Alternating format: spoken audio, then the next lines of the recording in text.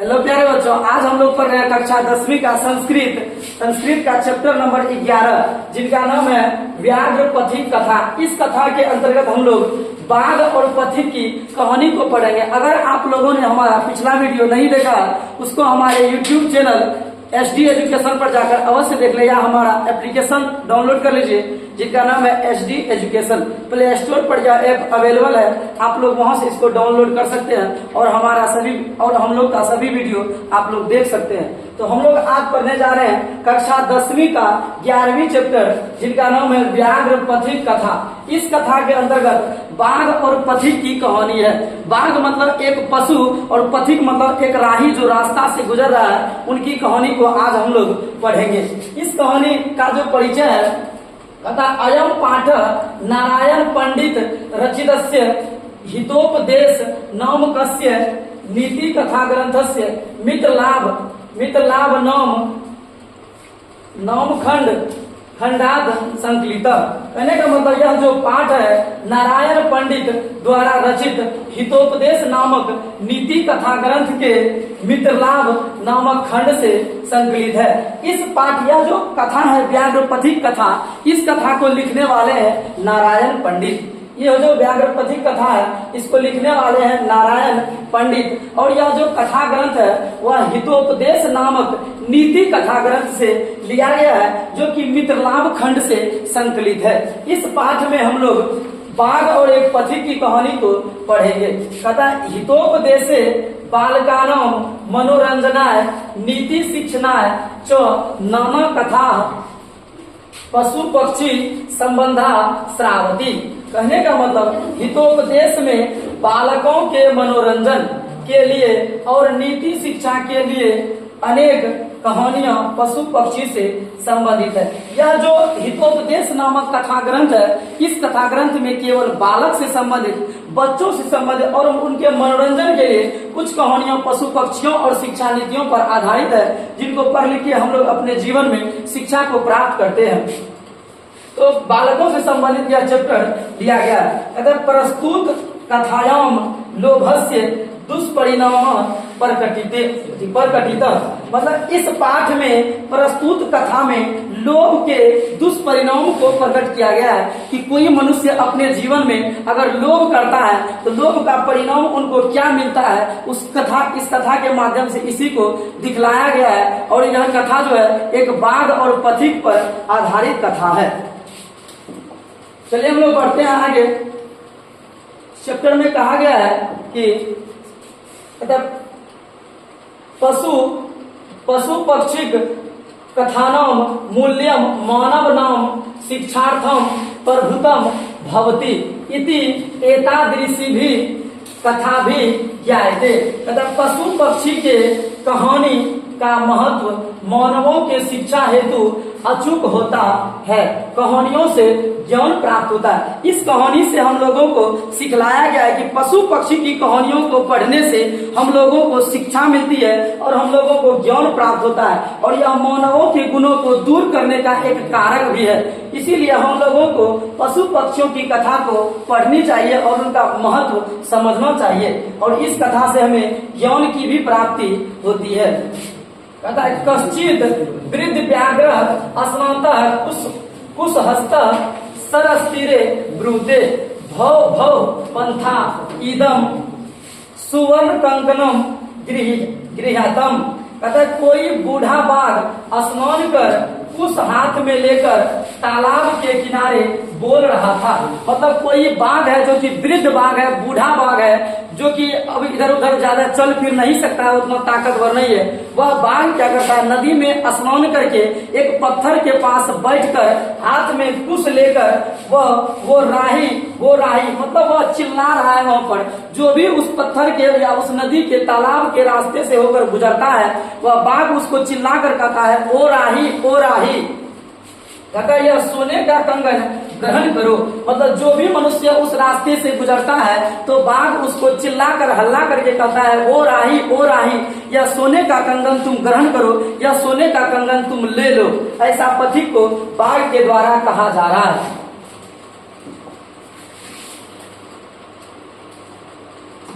आगे कहता है कि ततो लोभा क्रिश्चियन केन चिंता चिंता थन लोचितम भाग्ये नेतसम भवति। कहता है किंतु अस्मिन तम संदेह, यहाँ पर थोड़ा मिस्टेक है, विधेय यत। कहता इसके बाद लोभ से आकृष्ट होकर वह जो बाघ सोने का कंगन का लोभ दे रहा था पथिक को, राही को, तो कोई उससे आकृष्ट होकर किसी राही के द्वारा सोचा गया भाग्य से ऐसा मिलता है। मतलब किसी राही या पथिक के द्वारा यह सोचा गया कि भाग्य से ही ऐसा मौका किसी को मिलता है कि किसी को बाघ या कोई पशु सोने का कंगन दे रहा हो। उस पथिक के मन में लोभ आ गया, लोभ की भावना आ गया, जिसके कारण कहते किंतु यहाँ आत्मसंदेह है। आत्मसंदेह की स्थिति में कार्य नहीं करना चाहिए, क्योंकि मतलब जो पथिक था वह यह सोचता है कि ऐसा अवसर किसी को भाग्य से ही मिलता है, फिर बाद में वही पथिक सोचता है इसमें थोड़ा संदेह है, क्योंकि वह जो सोने का कंगन दे रहा था वह एक बाघ है, बाघ मनुष्य को मार कर खा जाता है, इसीलिए थोड़ा सा उस पथिक के मन में संदेह हुआ। क्योंकि क्या कहते, क्योंकि अनिष्टादिष्ट लाभे अभी न गतिर जायते शुभा यात्रास्ते विष संसर्गो अमृतम तदपि मृत्युवे। कहता जहां अमंगल की आशंका होती है, मतलब कहने का अगर किसी मनुष्य को किसी कार्य करने से पहले अमंगल की आशंका हो जाए तो उस कार्य से पहले थोड़ा सोच समझ कर करना चाहिए या नहीं करना चाहिए। कहता वहां जाने से व्यक्ति को परहेज करना चाहिए। जिस कार्य को करने से आपके मन में अमंगल की भावना उत्पन्न हो जाए उस कार्य को आपको नहीं करना चाहिए या उस कार्य से आपको परहेज करना चाहिए। कहता लाभ वही होता है जहाँ अनुकूल परिवेश होता है, और कहा जाता लाभ मनुष्य को वही मिलता है जहाँ पर परिवेश सही नहीं है, अनुकूल परिवेश होता है। क्योंकि विष युक्त अमृत पीने से भी मृत्यु प्राप्त होती है। इस पथिक के द्वारा सोचा गया कि अगर कोई अमृत का घड़ा है, अगर उसके अंदर कोई अमृत मिला जाए तो उसको पीने से भी मनुष्य का मृत्यु हो सकता है। सेम टू सेम उसी प्रकार जिस प्रकार बाघ के हाथ में कोई कंगन है और यह पथिक सोचता है हम उसको लेने के लिए, तो कवि के मन में, तो जो पथिक था उसके मन में ऐसा भावना उत्पन्न होता है। बढ़ते हम लोग आगे कहा जाता है कि कहता है किंतु सर्वत्रार्थार्जने प्रवृत्ता संदेह एव तन्नी रूपयामी तावत प्रकाशम ब्रूते पुत्र तब कंकनम। कहता है लेकिन हर जगह धन प्राप्ति की इच्छा करना अच्छा नहीं होता है। इस संसार में, इस जीवन में कोई भी मनुष्य अगर आप हर जगह धन प्राप्ति या लोभ की इच्छा करते हैं तो आपको एक न एक दिन नुकसान होना ही होना है। इसलिए अपने जीवन में आप कभी भी हमेशा लोभ के बारे में नहीं सोचिए, कभी कभी शिक्षा और संस्कार और अपने व्यवहार और अपने आत्मविश्वास पर भी विश्वास रखा कीजिए। इसीलिए कहता है लेकिन हर जगह धन प्राप्ति की इच्छा करना अच्छा नहीं होता। इसीलिए तब तक विचार लेता हूँ, सुनकर कहता है कहाँ है तुम्हारा कंगन। मतलब वह जो पथिक था उन्होंने कुछ देर तक विचार किया और फिर बाघ से बोलता है कि कहाँ है तुम्हारा कंगन, तुम जो कह रहे हो या सोने का कंगन ले लो या कंगन ले लो, कहाँ है तुम्हारे पास कंगन, यह पथिक पूछता है। तो व्याघ्रो हस्तम प्राश्रय दर्शति, कहता है बाघ हाथ से फैला कर दिखा देता है, बाघ हाथ से पथिक को दिखा देता है। कहता पंथो कथम मारात्मक के त्वयि विश्वास। कहता पथिक ने पूछा तुम हिंसक पर कैसे विश्वास किया जाए। मतलब पहले बाघ को पूछा गया कि तुम्हारा कंगन कहाँ है, तो बाघ के हाथ में तुरंत निकाल कर दिखा दिया, ये देखो यह है मेरे पास कंगन। तो पथिक जो था उन्होंने सोचा और सोच कर बोला कि आप हिंसक प्राणी पर, बाघ एक हिंसक प्राणी होता है जो कभी भी किसी पर दया नहीं करता, वह जो भी मिल जाए अगर उनको भूख लगल है तो वह किसी को भी खा जाता, चाहे वह मनुष्य क्यों ना हो। तो यही सोचकर वह जो पथिक है कहता तुम हिंसक प्राणी पर मैं कैसे विश्वास करूं या कैसे विश्वास किया जाए। तो कहता है व्याघ्र उवाच श्रीनु रे पंथा प्रागेव यौवन दशायामति दुर्वृति आसम। कहता बाघ ने कहा कि हे पथिक, मतलब बाघ पथिक से कहता है हे पथिक सुनो, पहले युवा अवस्था में मैं अत्यंत दुराचारी था, बाघ कहता है उस पथिक को कि जिस समय मैं युवा अवस्था में, जिस समय मैं जवान था, उस समय मैंने बहुत सारे पाप किए, बहुत सारे लोगों को मार कर खा गया। ऐसा बाघ बोले, मैं बहुत दुराचारी था। कहता अनेक गौमानुषों सुनाम थी वर्धान में पुत्रा मिलिता दाराश वंशहीन सचा हम। कहता अनेक गायों तथा मनुष्यों के मारने से मेरे पुत्र और पत्नी की मृत्यु हो गई और मैं वंशहीन हो गया। मतलब बाघ बोलता है जिस समय मैं युवा अवस्था में था उस समय मैंने अनेकों गायों और मनुष्यों को मारकर मैं खा गया, लेकिन उसको मारकर खाने के कारण मेरे पुत्र और मेरी पत्नी का मृत्यु हो गया। इसीलिए मैं अब सुधर गया हूँ, मैं किसी को मारकर नहीं खाता हूँ। ऐसा बाघ के द्वारा बोला गया उस पथिक को। आगे देखते हैं तो आगे कहता है कि ततः कैन जिंदा के न हमदिष्ट दान धार्मिक दिगम चरतु भवन। कहता इसके बाद किसी धर्मात्मा ने मुझे उपदेश दिया। मतलब बाघ कहता है कि मेरे पुत्र और जब पत्नी की मृत्यु हो गया तो मुझे एक धर्मात्मा पुरुष ने, एक मुनि ने मुझे ऐसा कहा, मुझे उपदेश दिया कि आप दान और धर्म आदि करें। मतलब बाघ कहता है मुझे किसी धर्मात्मा ने कहा कि दान और पुण्य का काम करने के लिए, लोगों को दान देने के लिए और धर्म का काम करने के लिए, ऐसा उन्होंने पथिक को कहा। तो तदुपदेश दीदानी महम स्नानशीलो दाता वृद्धो दलित नख दंतो कथम न विश्वास भूमि तथा मया च धर्म शास्त्रान गीतानी श्रीनु। कहता उनके उपदेश से मैं इस समय स्नानशील दानी हूँ। मतलब बाघ कहता है जब से मुझे एक महात्मा ने उपदेश दिया है, एक धर्मात्मा ने उपदेश दिया है, तब से मैं लोगों को दान देता हूँ। और मैं इस समय स्नानशील मतलब मैं स्नान करके दानी हूँ, मतलब दान देने वाला हूँ। बूढ़ा और दंत विहीन हूँ। कहता अब मैं बूढ़ा हो गया हूँ, मेरे दांत भी टूट गए हैं, ऐसा बोल रहे हैं। कहता फिर कैसे विश्वास पात्र नहीं हूँ। कहता जब मेरे दांत टूट गए, मेरे नख टूट गए, मैं बूढ़ा हो गया तो मैं विश्वास के पात्र हूँ, मैं किसी को मार के नहीं खाता हूँ। ऐसा बाघ के द्वारा बोला गया। कहता मेरे द्वारा धर्म शास्त्र भी पढ़ा गया है, सुनो। बाघ कहता है उस पथिक को कि मेरे घर पर, मेरे द्वार पर धर्मशास्त्र का अध्ययन भी किया गया है और धर्मशास्त्र को पढ़ा भी गया है। कहता तुम भी सुनो। कहता दरिद्रांभर कुंते मां प्रेक्षेश्वरे धनम। कहता व्याधित स्योषधम पथ्यम नीरु जस्य किमोषधे। कहता हे कुंती पुत्र गरीबों को धन दो। मतलब वह जो धर्मशास्त्र पढ़ा गया उस धर्मशास्त्र में कहा गया है कि हे कुंती पुत्र गरीबों को धन दो, धनवानों को धन मत दो। कहता है जो गरीब है उसको तुम धन दो और जो पहले से धनवान है उसको धन मत दो।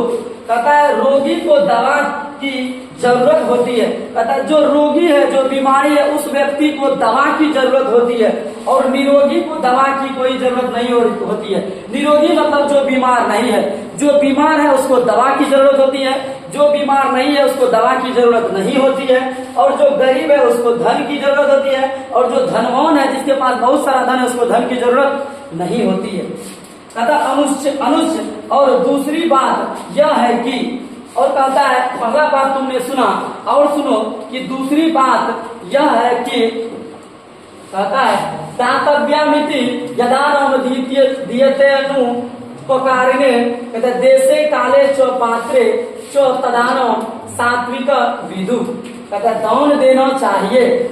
ऐसा बाघ बोल रहा है कि सब लोगों को दान देना चाहिए और दान उसी को देना चाहिए जिससे कोई उपकार नहीं कराना हो।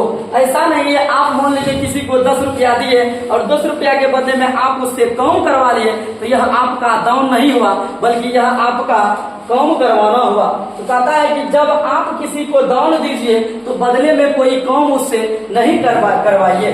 उचित जगह, उपयुक्त समय और उपयुक्त व्यक्ति को दिया हुआ दान सात्विक दान होता है। कहता उचित समय पर, उचित जगह पर, उचित व्यक्ति को दिया गया दान ही सात्विक दान कहलाता है। अगर कोई व्यक्ति दान दे दे और दान के बदले में अपना फायदा खोजे या कोई काम करवाए, फिर वह दान नहीं होगा, वह एक तरह से काम करवाना हो गया। और जो दान करता है वह दूसरे से कभी उपकार नहीं करवाता। कहता तदत्र सरसिस स्नात्वा सुवर्ण कंकणम गृहान। कहता तुम यहाँ तालाब में स्नान कर सोने का कंगन ले लो। उस पथिक बाघ ने उस पथिक को कहा कि तुम बहुत अच्छे व्यक्ति हो, तुम इस नदी में स्नान कर लो, इस तालाब में स्नान कर लो और स्नान करके हमसे यह सोने का कंगन ले लो।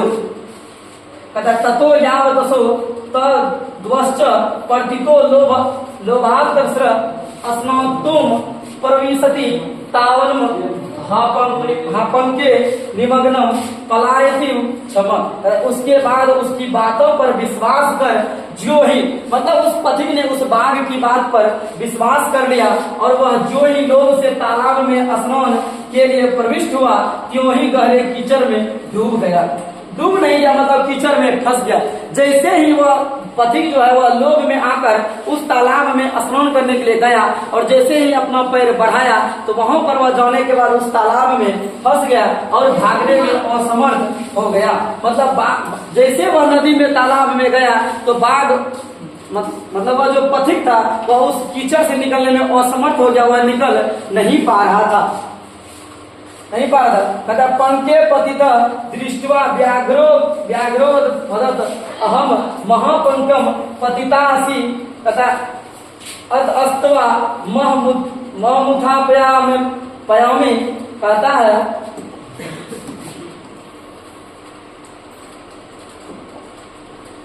उसको कीचड़ में फंसा देखकर बाघ बोला, अरे रे तुम गहरे कीचड़ में फंस गए हो, इसलिए मैं तुमको निकाल देता हूँ। अब वही बाघ उस पथिक का मजाक उड़ाते हुए कहता है कि अरे रे तुम कीचड़ में फंस गए हो, मैं तुम्हें अभी निकाल देता हूँ। जबकि यह सब सारा का सारा बाघ का ही एक चाल था। बाघ ने ही जानबूझ के उसको उसमें फंसा दिया। कहता अब सो निद्रिय चिंतानम हस्ती स्नान मीव क्रिया। कहता दुर्भागा भरण प्रायो ज्ञानो भारम क्रिया बिना।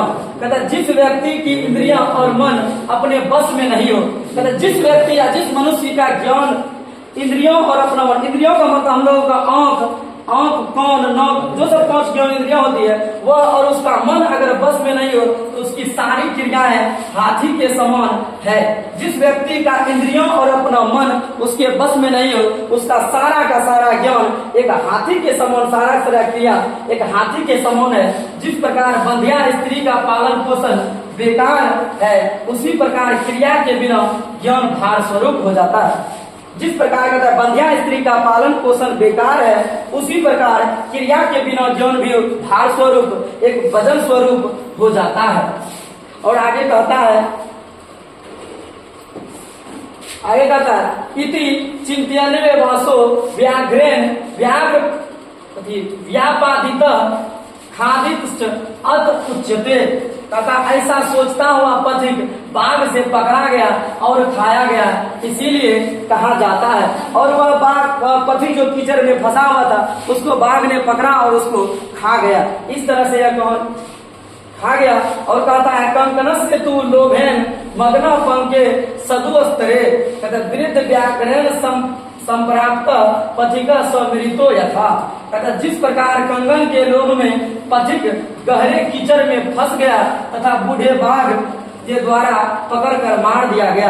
कहता है कि बूढ़े बाघ के द्वारा वह जो पथिक था मारा गया। इसीलिए कहा था जीवन में कभी भी लोभ नहीं करना चाहिए। अगर आप लोभ करते हैं तो आपके साथ हानिकारक घटना ही घटेगा और इस पथिक की तरह आपकी जान भी जा सकती है। इसीलिए जिंदगी में कभी लोभ नहीं कीजिए। अगर आप अच्छे कर्म करते हैं, आपको अगर अच्छा फल चाहिए तो आप जीवन में अच्छे कर्म कीजिए। इससे आपको अपने आप धन की प्राप्ति हो जाती है, न कि लोभ करने से। अगर आप चाहते हैं हम एक दिन में कुछ कर लें तो यह संभव नहीं है, क्योंकि जिंदगी में जो भी मनुष्य आया है वह अगर कुछ किया है तो उन्होंने अपने मेहनत के दम पर किया। इसलिए आप लोग भी अगर चाहते हैं परीक्षा में हम बढ़िया से बढ़िया नंबर लाएं तो उसके लिए आप मेहनत कीजिए, क्योंकि जिंदगी में मेहनत से बढ़कर परीक्षा में पास करने का कोई शॉर्टकट तरीका नहीं होता है। इसीलिए आप लोग जीवन में पढ़ा लिखा कीजिए और अच्छे से अच्छे अंक लाने के लिए रोजाना मेहनत कीजिए। और हमारा इसी तरह का वीडियो देखने के लिए हमारे SD एजुकेशन चैनल और हमारा ऐप को डाउनलोड जरूर कीजिए और चैनल को सब्सक्राइब कर लीजिए। धन्यवाद।